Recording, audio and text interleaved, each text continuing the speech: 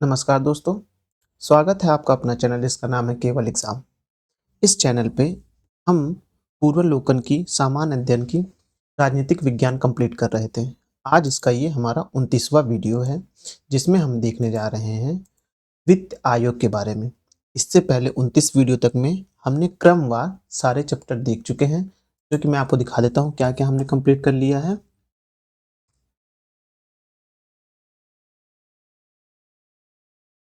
रुकिए दिखाता हूँ। हाँ, ये आ गया।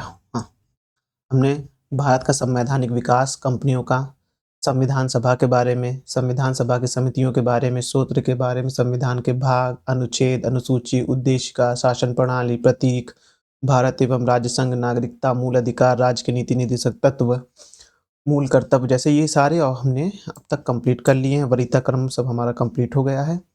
हमने संसद भी तीनों पार्ट में देख लिया है, सर्वोच्च न्यायालय, ये सब सारे देख चुके हैं। उसका राज्यपाल भी देख लिया है, केंद्र राज्य संबंध भी देख लिया है, राज्य विधानमंडल, उच्च उच्च न्यायालय और अधीनस्थ न्यायालय देख लिया है। आपात उपबंध देख लिए, 3 प्रकार के आपात के बारे में पढ़ लिए और जितने क्वेश्चन आए थे वो सब हमने देख लिया। आज हम जो अपना कंप्लीट करने जा रहे हैं वो वित्त आयोग के बारे में कंप्लीट करने जा रहे हैं। वित्त आयोग किस आर्टिकल में है? वित्त आयोग आपका 280 आर्टिकल में है। चलिए प्रारंभ करते हैं, लेकिन उससे पहले अगर आपने अभी तक हमारे चैनल को सब्सक्राइब नहीं किया, सब्सक्राइब कर लीजिए।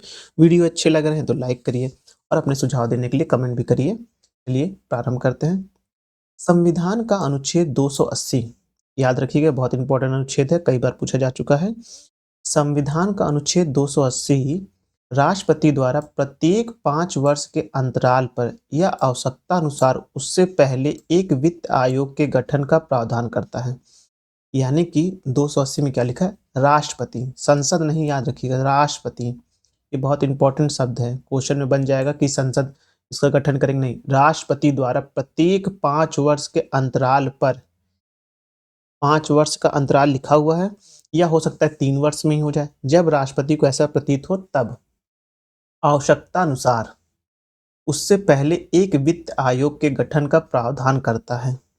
इसका मुख्य कार्य संसद और राज्यों के बीच करों के शुद्ध आगमों के वितरण के बारे में और राज्य के बीच बीच ऐसे आगमों के तत् संबंधित भागों के आवंटन के तरीके के संबंध में राष्ट्रपति को सिफारिश प्रस्तुत करता है।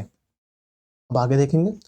वित्त आयोग भारत की समेकित निधि यानी कि संचित निधि से राज्यों के राजस्व में सहायता अनुदान को शामिल करने वाले सिद्धांत की अनुशंसा भी करता है। यह राज्य के वित्त आयोग की सिफारिश के आधार पर राज्य की पंचायत और नगरपालिका के संसाधनों की अनुपूर्ति हेतु राज्य की संचित निधि के संवर्धन हेतु आवश्यक उपाय भी राष्ट्रपति को अनुशंसित करता है।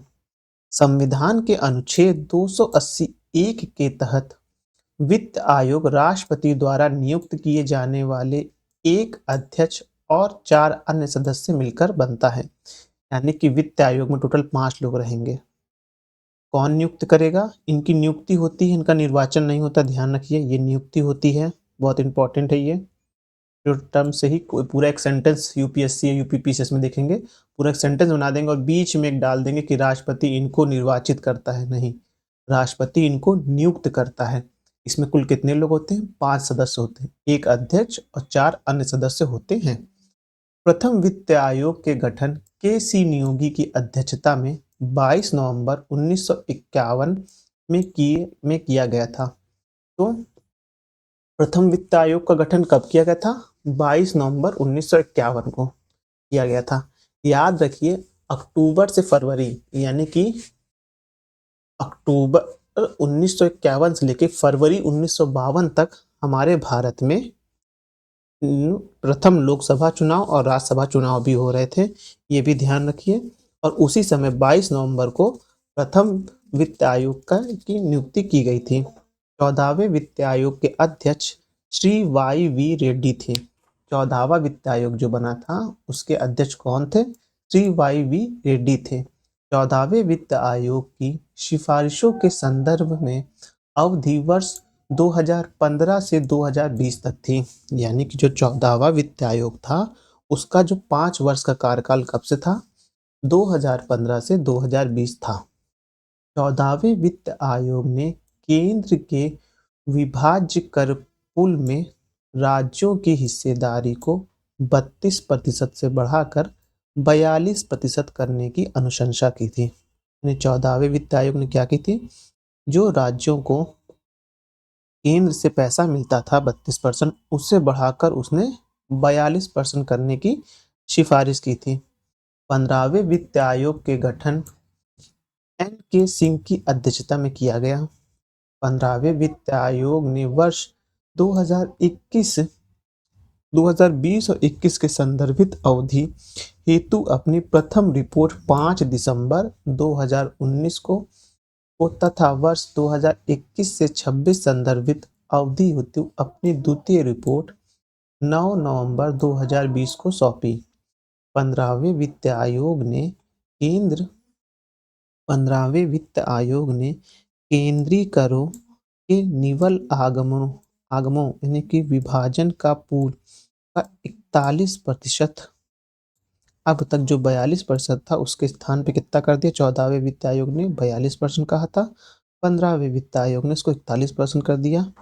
राज्यों के साथ साझा किए जाने की अनुशंसा की थी और फिर 1% क्या किया था, नवगठित जम्मू और कश्मीर तथा लद्दाख संघ राज्य क्षेत्रों की आवश्यकता के वित्तीय हेतु यह कमी की गई थी। मतलब कि जो नया 2 केंद्र शासित प्रदेश बने थे, जम्मू कश्मीर और लद्दाख, उनके लिए 1% वित्त के आवंटन की बात कही थी, तो टोटल 42% हो जाते हैं।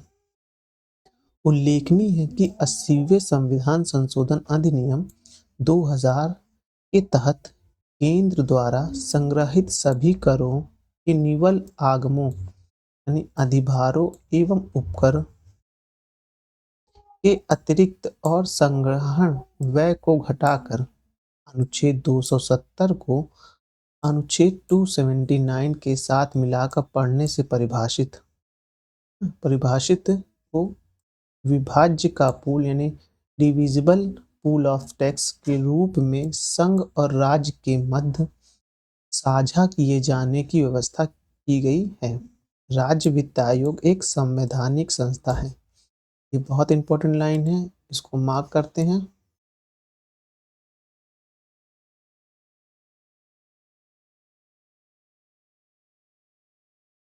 जो राज्य वित्त आयोग है वो कैसा है, एक संवैधानिक संस्था है। इस पे क्वेश्चन यूपीपीसीएस और यूपीएससी और अदर स्टेट परीक्षाओं के साथ साथ आरओ में भी क्वेश्चन पूछा जा चुका है कि राज्य वित्त आयोग कैसा संस्था है। ये एक संवैधानिक संस्था है। चलिए प्रश्न देख लेते हैं।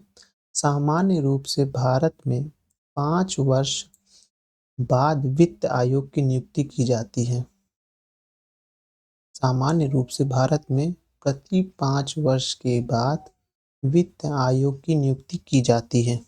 ये इसमें बोल रहा है।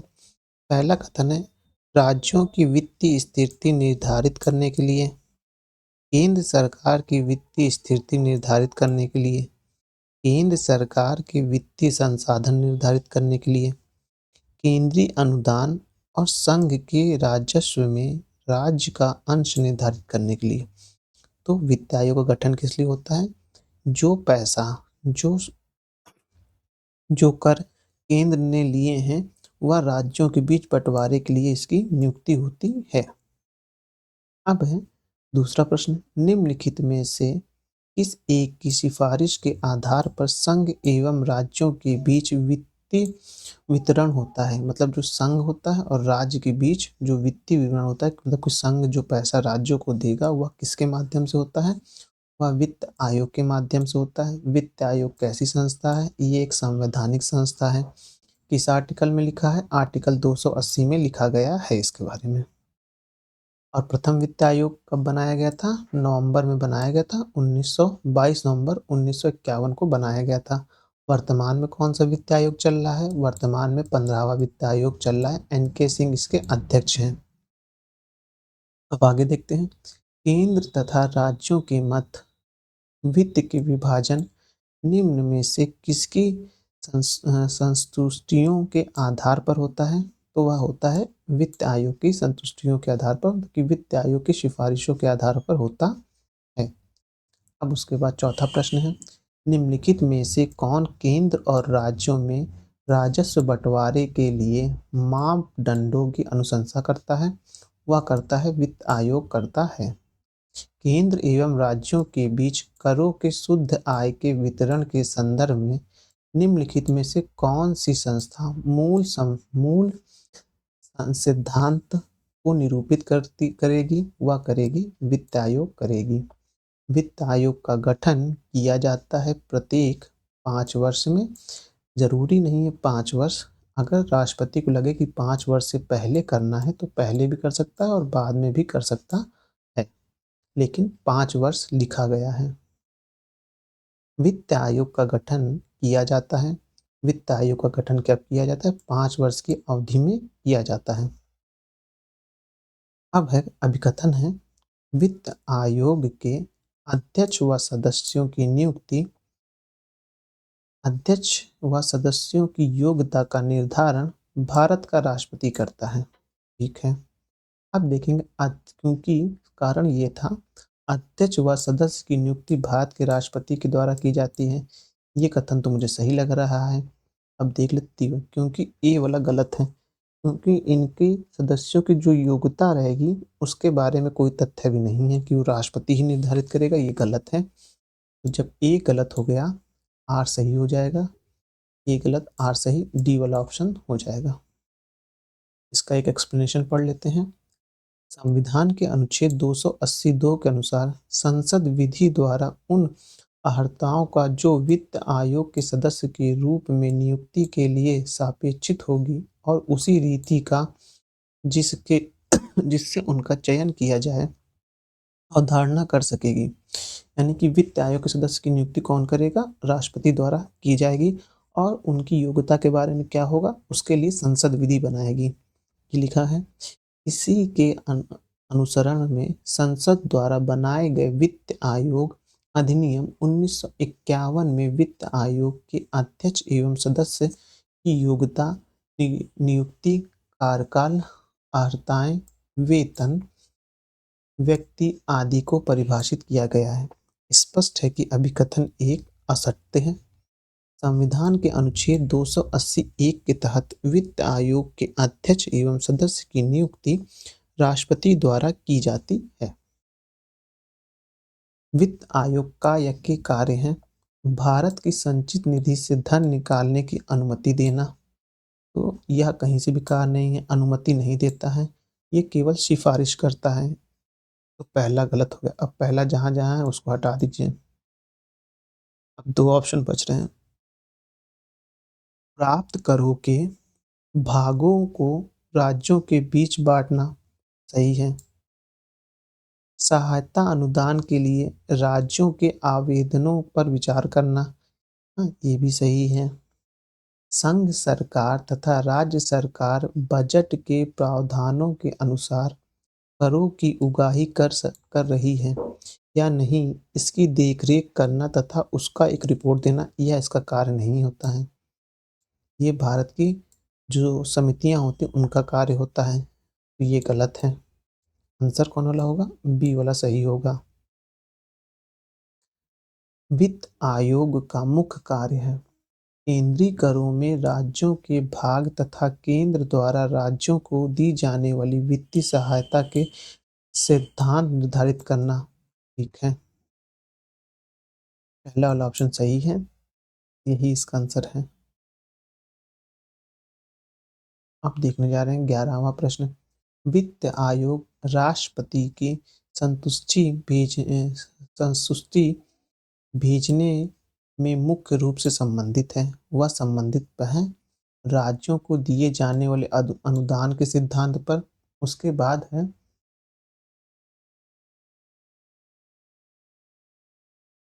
राज्यों एवं केंद्रों के बीच करों के बंटवारे से है। तो हाँ, ये दोनों ही सही है। ऑप्शन नंबर जो डी है वो सही होगा आपका।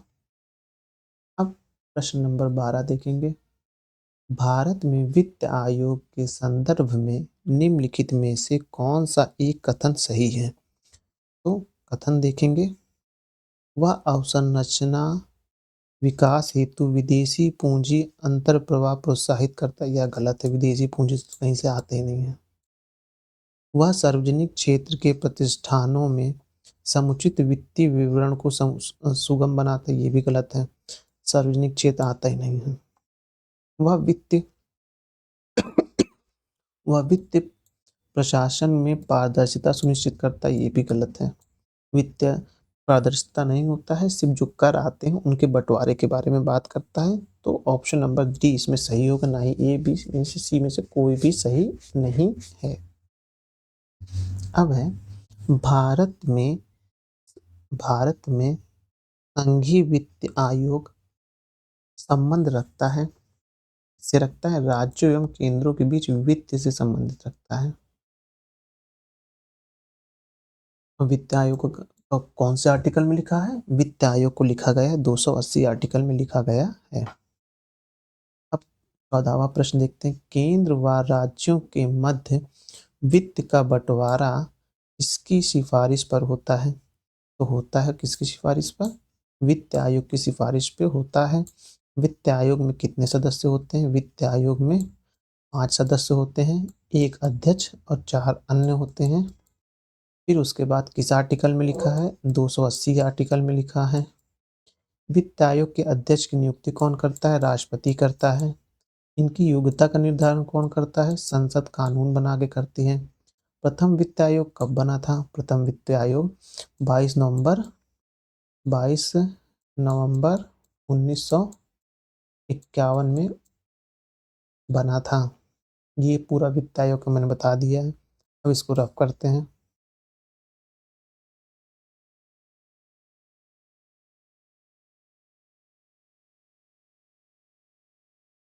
तो वित्त आयोग हो गया।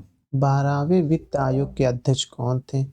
सी रंगराजन थे। याद रखिएगा, ये क्वेश्चन रिपीट हो चुका है किसी पेपर में, ख्याल से पीसीएस 2020 वाले में रिपीट हुआ था ये क्वेश्चन कि 12वें वित्त आयोग के, ये ऐसे उठा के पीसीएस, हाँ पीसीएस का ही पेपर था, उसमें रिपीट हुआ था ये।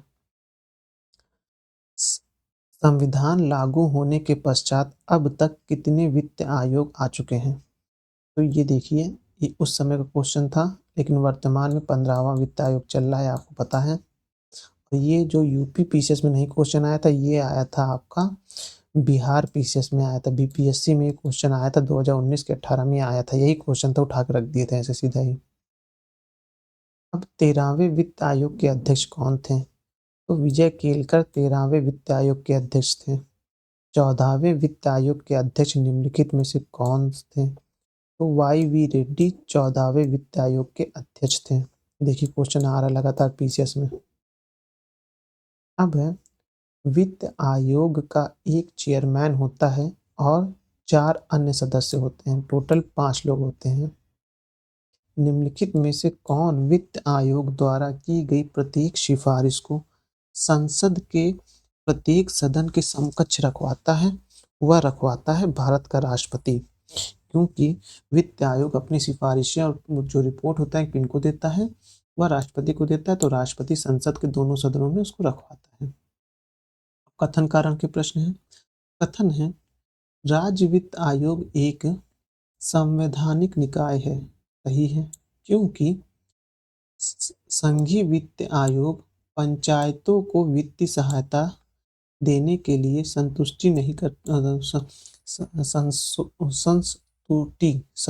संस्तुति नहीं करता है। तो यह गलत है, ऑप्शन नंबर सी सही हो जाएगा, ए सही है, आर गलत है।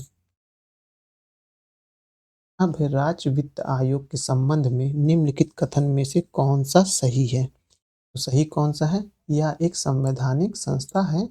आर्टिकल 280 में इसके बारे में लिखा गया है।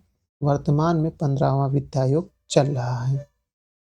राज्य वित्त आयोग एक है, कैसा है? यह एक संवैधानिक संस्था है।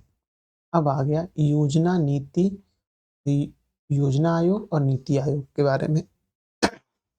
ये फैक्ट के साथ-साथ ये बेसिक कॉन्सेप्ट से भी रिलेटेड ये चैप्टर है। चलिए इसको देख लेते हैं। छोटा चैप्टर, ज़्यादा बड़ा नहीं। योजना आयोग एक संवैधानिक संस्था है। तब कैसी संस्था है? जिसका संविधान में उल्लेख नहीं है, योजना आयोग वो है। इसका संविधान में कोई उल्लेख नहीं है, याद रखिएगा। योजना आयोग का संविधान में कहीं भी उल्लेख नहीं है। इसे परामर्शदात्री संस्था भी माना जाता है। योजना आयोग का गठन केंद्रीय मंत्रिमंडल के एक संकल्प द्वारा 15 मार्च 1950 को किया गया था। यानी कि केंद्रीय मंत्रिमंडल ने एक संकल्प लिया और 15 मार्च 1950 को इसका गठन हो गया। प्रथम लोकसभा और राज्यसभा के चुनाव से पहले ही योजना आयोग का गठन हो गया था। कब हो गया था? 15 मार्च 1950 को, यानी कि 26 जनवरी गणतंत्र दिवस के बाद इसका गठन किया गया था। प्रधानमंत्री इसके पदेन अध्यक्ष होते हैं। जो प्रधानमंत्री होते हैं देश के, वो इसके पदेन अध्यक्ष होते हैं। योजना आयोग के प्रथम उपाध्यक्ष गुलजारी लाल नंदा थे। ये फैक्ट वाला क्वेश्चन है, याद रखिएगा। योजना आयोग के प्रथम उपाध्यक्ष कौन थे? तो प्रथम उपाध्यक्ष में देखेंगे तो आप गुलजारी लाल नंदा थे। अब उसके आगे, इसका मुख्य कार्य भारत की पंचवर्षीय योजनाओं का निर्माण करना था। योजना आयोग को समाप्त कर उसके स्थान पर 1 जनवरी 2015 को नीति आयोग अस्तित्व में लाया गया। मतलब कि योजना आयोग को समाप्त कर, योजना आयोग कोई संवैधानिक संस्था तो थी नहीं, वो तो एक मंत्रिमंडल द्वारा लिया गया संकल्प था। तो उसको समाप्त करने के लिए किसी भी प्रकार की अड़चनें नहीं थी, कोई संविधान संशोधन नहीं करना था, किसी प्रकार का कोई रेजोल्यूशन नहीं लाना था, बस उसको समाप्त कर दिया गया 1 जनवरी 2015 को। और 1 जनवरी 2015 को ही नीति आयोग का गठन किया गया। इसका गठन किया गया नीति आयोग। नीति आयोग की फुल फॉर्म जो है बहुत इंपॉर्टेंट है, national institute of transforming India. मतलब ऐसी संस्था, ऐसा इंस्टीट्यूट जो भारत के परिवर्तन में अपना योगदान दे, that call to NITI Aayog, national institute of transforming India. यह प्रश्न जो इसका फुल फॉर्म है बहुत सी परीक्षाओं में पूछा गया है, लेकिन एक परीक्षा थी 2021 में, यूपीएससी की थ्रू एक परीक्षा आती है, आपको याद होगा। वो थी इन्फोर्समेंट ऑफिसर की थी, ऑफिसर की थी। तो जो आपके जो ईएसआई वाले होते हैं, इसमें वो परीक्षा कौन कराता है? वो परीक्षा कराती है यूपीएससी। बहुत अच्छी फर्स्ट क्लास पे ग्रेड की नौकरी होती है। उसमें इस प्रश्न को पूछा गया था कि नीति आयोग के फुल फॉर्म के बारे में पूछा गया था। नीति आयोग का फुल फॉर्म क्या है? National institute of transforming India. ये 2021 का जो ईओ का पेपर हुआ था उसमें ये मतलब कि पूर्वावलोकन में उसके बारे में नहीं दिया गया, लेकिन बता रहा हूँ, उसमें ये प्रश्न आया था। अब प्रधानमंत्री जी नीति आयोग के पदेन अध्यक्ष होते हैं। ऐसे योजना आयोग के प्रथम पदेन अध्यक्ष कौन थे? प्रधानमंत्री थे। वैसे नीति आयोग के पदेन अध्यक्ष कौन थे? कौन है? वो हैं आपके प्रधानमंत्री हैं। वर्तमान में नीति आयोग के उपाध्यक्ष राजीव कुमार हैं। इससे पहले इस पद पर अरविंद पनगड़िया थे। यानी कि वर्तमान में कौन है नीति आयोग के उपाध्यक्ष? तो नीति आयोग के आप उपाध्यक्ष देखेंगे तो राजीव कुमार हैं। अब उसके आगे हम देखेंगे कि नीति आयोग के उपाध्यक्ष का दर्जा भारत सरकार के कैबिनेट मंत्री के समान होता है। तो जो नीति आयोग के जो अध्यक्ष होते हैं, उपाध्यक्ष होते हैं, उनका जो ओहदा होता है वो किसके समान होता है? वह आप देखेंगे, वह आपके कैबिनेट मंत्री के समान होता है। अब मैं इसमें देख लेता हूँ एक थोड़ा सा वो खोल के कि वर्तमान में कौन कौन है। गठन 1 जनवरी 2015 को हुआ था। हाँ, पूर्ववर्ती योजना आयोग का ही भाग था। आधिकारिक क्षेत्र भारत सरकार का है। मुख्यालय से कहाँ है? नई दिल्ली में है। और कार्यपालिका, इसका चेयरमैन कौन है? वो चेयरपर्सन कौन है? वो आप देखेंगे नरेंद्र मोदी जी हैं।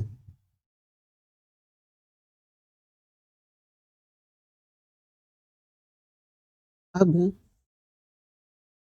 अभी आप देखेंगे तो मैं गूगल में देख पा रहा हूँ तो इसमें कथन लिख के आ रहा है, श्री सुमन बेरी ने दिनांक 1/5/2022 से नीति आयोग के अध्यक्ष के रूप में कार्यभार ग्रहण कर लिया था। इसके अलावा श्री परमेश्वरन अय्यर ने भी अमिताभ कांत के कार्यकाल के पूरा होने पर दिनांक 10/7/2022 को नीति आयोग के मुख्य कार्यकारी अध्यक्ष के रूप में नियुक्त हुए थे। अब देख लेते हैं उसके बाद कि इसका कौन है। सुमन बेरी नहीं, सुमन के बेरी होंगे नीति आयोग के नए उपाध्यक्ष, लेंगे राजीव कुमार की जगह। यानी जो इसमें राजीव कुमार लिखा है, अभी वर्तमान में देखेंगे इनके दर पे कौन ले लिए हैं, सुमन बेरी साहब ने इनका स्थान ले लिया है। सुमन बेरी जी ही नीति आयोग के उपाध्यक्ष नियुक्त किए गए हैं।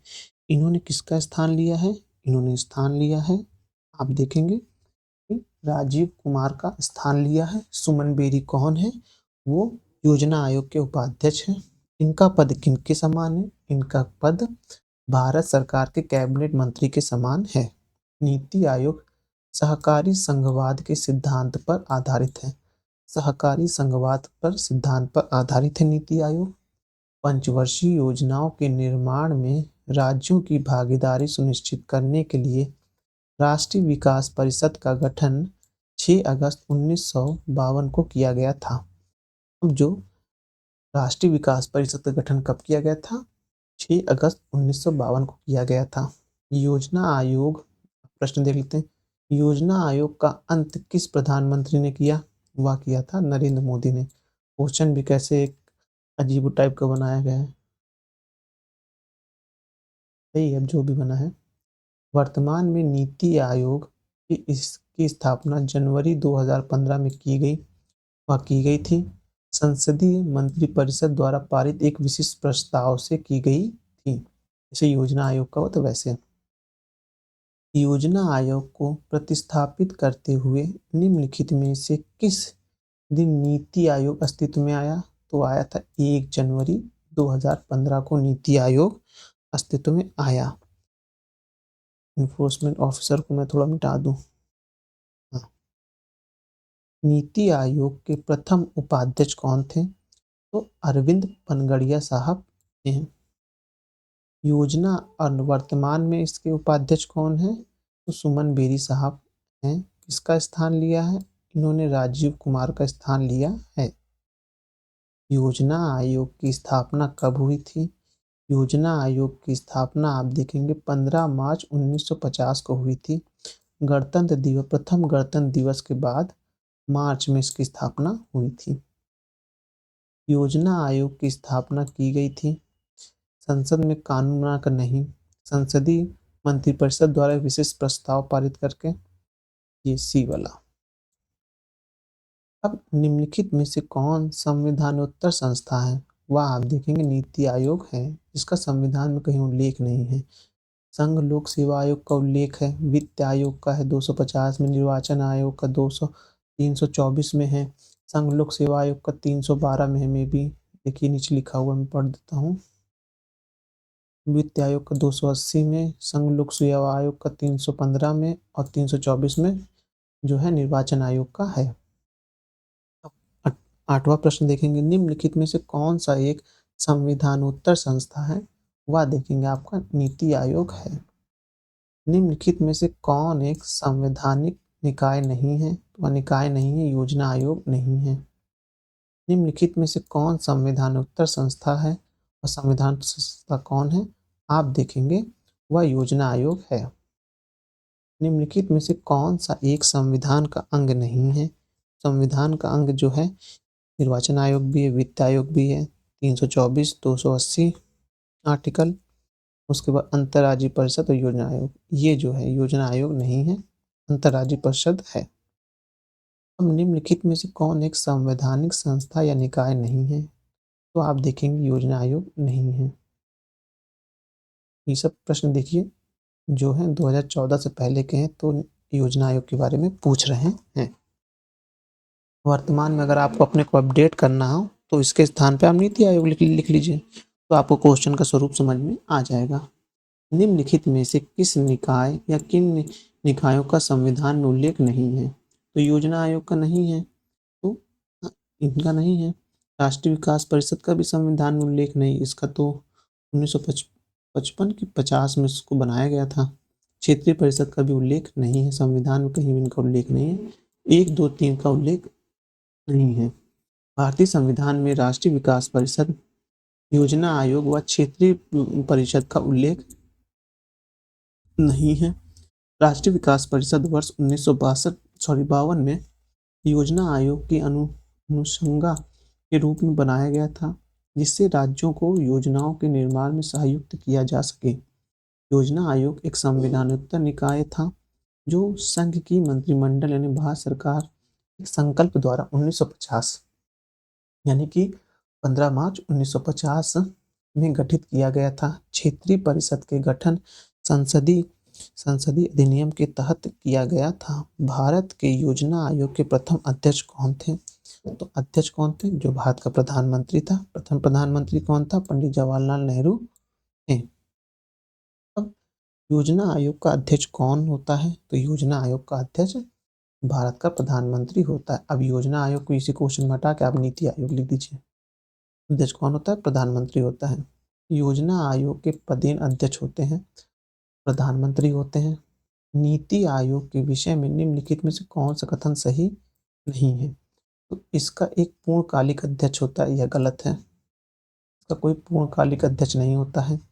जो प्रधानमंत्री के पद पे रहेगा वही अध्यक्ष होगा। प्रधानमंत्री कभी भी बदल सकता है, तो उसका कोई पूर्णकाल होता नहीं प्रधानमंत्री का। अब जो प्रधानमंत्री होगा वह स्वतः ही नीति आयोग का अध्यक्ष बन जाएगा, तो ये याद रखना है आपको। इनमें से कौन नीति आयोग से संबंधित है? तो आप देखेंगे नरेंद्र मोदी नीति आयोग के अध्यक्ष के रूप में संबंधित हैं। अमित सेन कौन है? ये एक अर्थशास्त्री हैं। पी चिदम्बरम कौन रह चुके हैं? पी चिदम्बरम आपके वित्त मंत्री रह चुके हैं। योजना आयोग का उपाध्यक्ष किसके समकक्ष होता है? वह होता है कैबिनेट मंत्री के समकक्ष होता है।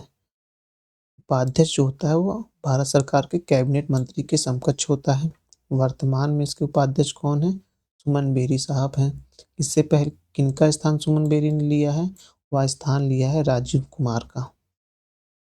योजना आयोग के उपाध्यक्ष को भारत सरकार की सरकारी वरीयता क्रम से महत्व का दर्जा मिला है। वह मिला है भारत सरकार के कैबिनेट मंत्री के समान मिला है। अब 21वां प्रश्न देखेंगे। भारत में इनमें से कौन योजना आयोग का उपाध्यक्ष नहीं रहा है? नहीं रहा है, पी चिदम्बरम नहीं रहे हैं। अब कथन और कारण के प्रश्न हैं। ये कथन है और ये कारण है। योजना आयोग को आर्थिक मंत्रिमंडल परिभाषित किया गया है, केवल संघ हेतु नहीं अपितु राज्य हेतु भी। यह राष्ट्रीय संसाधनों के संतुलित उपयोग हेतु पंचवर्षीय योजनाओं का निर्माण करता है। तो दोनों सही, लेकिन एक दूसरे की व्याख्या नहीं करता है।